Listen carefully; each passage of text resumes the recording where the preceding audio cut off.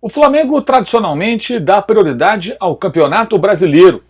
Não por acaso disputou o título em temporadas recentes, mesmo antes de formar uma equipe forte, milionária, o que aconteceu a partir de 2019, e conquistou os dois últimos títulos nacionais da Série A, tendo brigado pela oportunidade, pela chance do título na temporada anterior, 2018, quando ficou em segundo.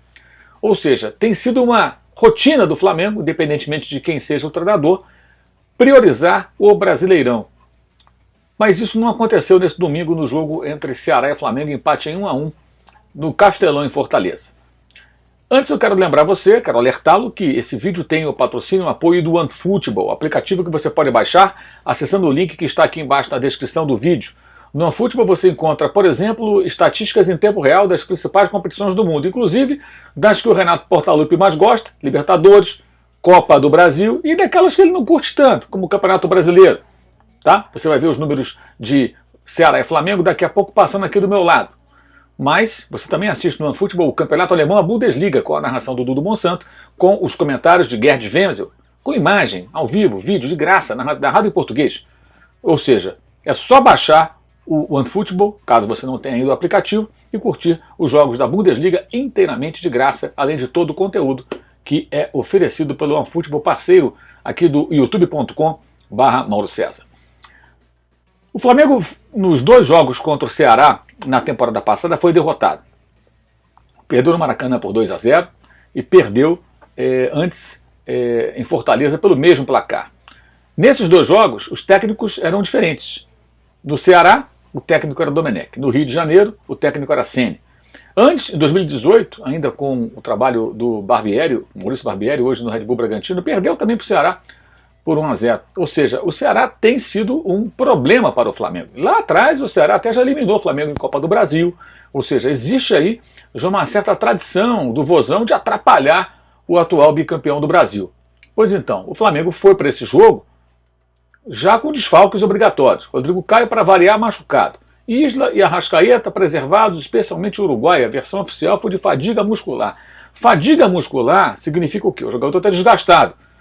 Mas isso o impediria de viajar, ficar à disposição para atuar por 10, 15 minutos, caso fosse necessário, para tentar levar o time à vitória. A vitória seria super importante. Nem viajou o Arrascaeta. O Flamengo poupou o jogador uruguaio para quê? Para a seleção Celeste Olímpica do senhor Horácio Cartabares? Para a seleção uruguaia? Foi para isso que ele foi poupado? Realmente não deu para entender. Me parece que ele foi poupado para quarta-feira poder jogar contra o Grêmio. Essa é a minha percepção disso tudo, depois de ver o Flamengo jogar contra a equipe do Ceará e fazer um jogo totalmente equivocado. O jogo da briga de rua, como diz o companheiro André Rocha do UOL Sport. Um jogo da trocação, para usar essa expressão que veio do universo das lutas para o futebol. O que ele significa, o jogo da trocação? Eu falei sobre isso aqui depois de Flamengo e Olímpia lá no Paraguai 4-1. O Flamengo goleou, mas ofereceu muitas oportunidades a um adversário muito fraco. Por quê? O time fica aberto, o jogo é lá e cá. É divertido para quem está vendo? Sim. Mas o Flamengo, com a qualidade dos jogadores que tem e pelo jogo que desenvolvia com seus técnicos anteriores, deveria preservar o quê? A sua imposição e o controle do jogo com a posse de bola e a ocupação do campo do adversário. Isso não está mais acontecendo. É lá, é cá, espaços com fartura. Para o time tecnicamente mais fraco, gente, isso é muito interessante. Porque nivela por baixo o jogo. Quando o time mais técnico se impõe, tecnicamente, ficando com a bola, pressionando, controlando a partida à sua maneira, o adversário fica mais desconfortável. Um dado que é muito importante, que você poderia encontrar aqui nas estatísticas do OneFootball, por exemplo, o Flamengo era, até a saída do Ceni, com todos os problemas que o Ceni tinha, com todos os erros que eventualmente pudesse cometer, com os desfalques em quantidade enorme durante a Copa América, o Flamengo era o time, junto com o Santos, que menos sofria finalizações contra a sua meta. Porque passava muito tempo com a bola e no campo de ataque. Tinha problemas? Claro que tinha. Não estou aqui escondendo os problemas. Um deles, os gols perdidos. E também falhas defensivas nos raros momentos que o time adversário atacava. Hoje o que está acontecendo? O adversário tem chance toda hora. É pior. E não faz mais gols, muitas vezes, por conta também da falta de qualidade desses adversários. O Flamengo está enfrentando equipes que não têm um investimento tão próximo. Muito pelo contrário. A equipe do Ceará é muito inferior tecnicamente, embora muito organizada pelo Guto Ferreira. E competitiva, especialmente em casa. O Flamengo foi enfrentar o time que tinha a quinta melhor campanha como mandante no campeonato, com os desfalques do Rodrigo Caio, com os desfalques do Isla, do Arrascaeta, do Bruno Henrique e do Ilharão, que, na minha visão, até forçaram o cartão do jogo passado contra a equipe do Sport para ficarem livres desse jogo, ou seja, essa partida parece que foi tratada como se fosse algo secundário, e ainda abriu mão do Arrascaeta, que podia jogar alguns minutos.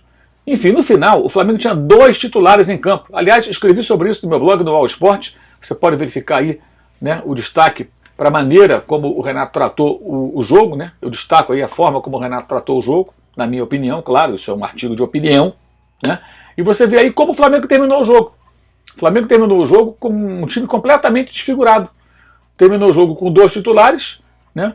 Diego Alves e o Felipe Luiz, e o time que estava em campo era o Diego Alves, Mateuzinho, né, na lateral direita, Bruno Viana e Gustavo Henrique, que hoje é reserva, a opção do técnico é por Léo Pereira com o Bruno Viana, então o Gustavo Henrique é reserva hoje, e Felipe Luiz, outro titular. Né? João Gomes, Max, Lázaro, Rodinei, Vitinho e Pedro. Rodinei no meio campo. Olha quantos garotos no time. Mateuzinho, João Gomes, Max, Lázaro. 4 garotos no time. Quer dizer, um time totalmente bagunçado, um time que não tem conjunto. Quer dizer, é assim que o Flamengo esperava ganhar do Ceará no final do jogo. Por que a saída de tantos titulares de uma vez só? O que passou na cabeça do Renato? Ele estava preocupado também em poupar na reta final alguns atletas para jogar contra o Grêmio na quarta-feira pela Copa do Brasil? Sinceramente não entendi. Ou entendi errado, ou então entendi certo. Se eu entendi certo, o Renato priorizou a Copa do Brasil. E tratou esse jogo como um jogo menor. Né? Os jogadores forçaram o cartão no jogo passado, a Arrascaeta nem viajou, aí tira na reta final do jogo. Quando ele faz as 4 trocas, parecia que o Flamengo está ganhando o jogo de 3-0. E aí ele vai poupar os jogadores, totalmente estapafúrdia a estratégia. E o Flamengo ainda correu o risco no final de tomar um gol, porque o jogo continuou um jogo muito aberto. E os garotos tentando, coitados, fazer alguma coisa, mas uma coisa é ter o time organizado, você colocar 1 ou 2 meninos ali, no momento de jogo mais tranquilo. Ou, como já aconteceu com o próprio João Gomes, que fez uma partida fraca. Mas, por exemplo, contra a LDU, o grande jogo para mim do Flamengo na temporada, foi o primeiro tempo contra a LDU, na altitude, contra um time invicto nesse ano, Libertadores, jogo difícil. O Flamengo se impôs de tal maneira naquele primeiro tempo, e não tinha o Gerson. Jogou o João Gomes, mas ele estava cercado pelos titulares. Quando o João tem que jogar no meio de outros garotos e tudo, ele não vai ser o protagonista, é difícil para ele até cobrar demais do garoto que subiu outro dia para o elenco profissional. Então foi um jogo que o Flamengo tratou como se fosse menor. Eu acho isso errado. Eu acho isso um absurdo. O Flamengo tem que priorizar o Campeonato Brasileiro. Até porque o mata-mata da Copa do Brasil, agora, por exemplo, o Grêmio vem reagindo, e um jogo contra o Grêmio, mesmo sendo o Grêmio um time que está mal no Campeonato Brasileiro, só agora começando a querer sair da zona de rebaixamento, tem tradição no meio. O risco de eliminação sempre existe. Em 2018, o Corinthians estava se arrastando, já em virtude do técnico, e eliminou o Flamengo na semifinal da Copa do Brasil. Ou seja, não dá para você imaginar que vai ser fácil, que já passou. Ah, então poupou para esse jogo, então essa foi a prioridade. O ideal seria ter equilibrado as coisas. Já tinha desfalques nesse jogo, forçados, Rodrigo Caio para variar, Bruno Henrique, Arão, suspensos, e aí o Flamengo opta por não levar o Isla, opta por não levar, se quer levar para jogar alguns minutos o Arrascaeta, no meio do jogo saem 4 jogadores de uma vez, aí o Léo Pereira se contunde, sai também, entra o Rodinei, quer dizer, ficou um time completamente desorganizado. Olha o meio campo do Flamengo no final do jogo, tá? No meio campo tinha João Gomes, Max, Lázaro e Rodinei. Ia vencer assim a equipe do Ceará, jogando no Castelão, desse jeito? Realmente não dá. O Flamengo tratou o jogo do Brasileirão como se fosse algo secundário. Difícil de entender, porque não é toda hora que você tem a chance de brigar por um 3º título nacional consecutivo.